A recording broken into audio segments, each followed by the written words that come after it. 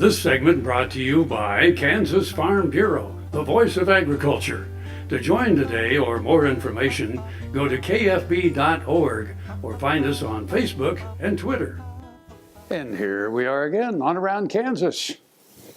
So, I have a riveting story for you, Frank. I know I can hardly wait for this one. But So, the clothesline. So, we actually have a clothesline at the house. And, and we've got a dryer, but I got to go out and hang, I got to go out and hang clothes on the line the other day. I had some big quilts and stuff I didn't want to put in the dryer.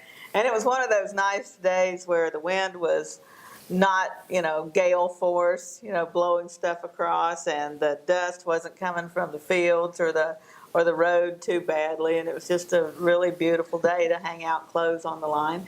Yeah. And it just took me back to being a kid. Did you ever get in trouble for running through the clothes on the clothesline? We all did that.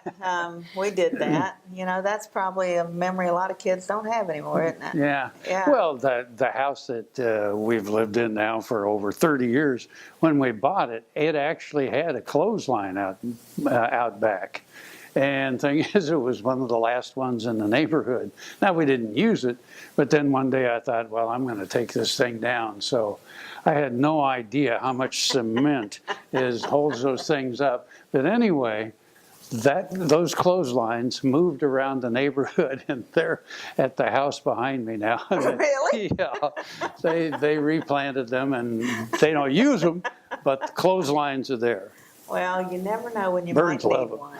You never know. You might just need a clothesline. Let's take a look. It was a perfect summer day on the High Plains. Hot, but not excessively so. Windy, but not blowing barrels across the yard. It was the perfect day to hang out laundry. We have a dryer and thus have no need of the clothesline. We have been so far behind on mowing because of all the events we have been involved in that I was afraid to get near the clothesline in the tall grass if I had wanted to use it. But once there was a path cleared and I had some quilts that needed to be washed, I took advantage of that rare perfect day to hang them outside. Is there anything more beautiful than clean laundry on a clothesline on a perfect day?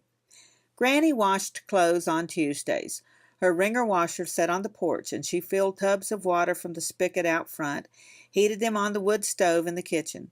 Her laundry hamper was an appliance box, left over no doubt from one of Daddy's jobs. Granny covered it in green floral wallpaper, and I thought it the cleverest idea in the world. Wash day was an all-day affair, and the glorious fruits of her efforts were all those clean sheets and towels hanging from the line. If it rained, Granny hung the laundry upstairs in the loft over the kitchen. There were lines stretched across it, too. There was a vent cut in the floor just above the kitchen stove, so hanging clothes out in the summer could be pretty steamy, but in the winter it was perfect.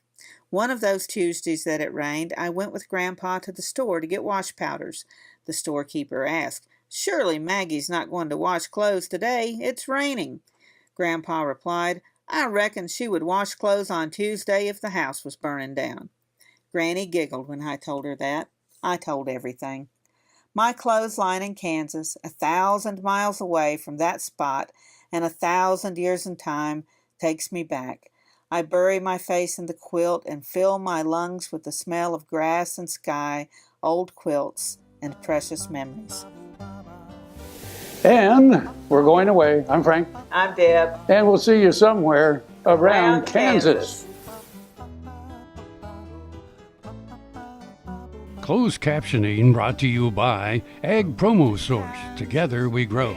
Learn more at agpromosource.com. This is where it was. Hollyhocks and red ripe tomatoes. Hand-churned homemade ice cream. Let me tell you, Kansas is more than tornadoes. We're the best part of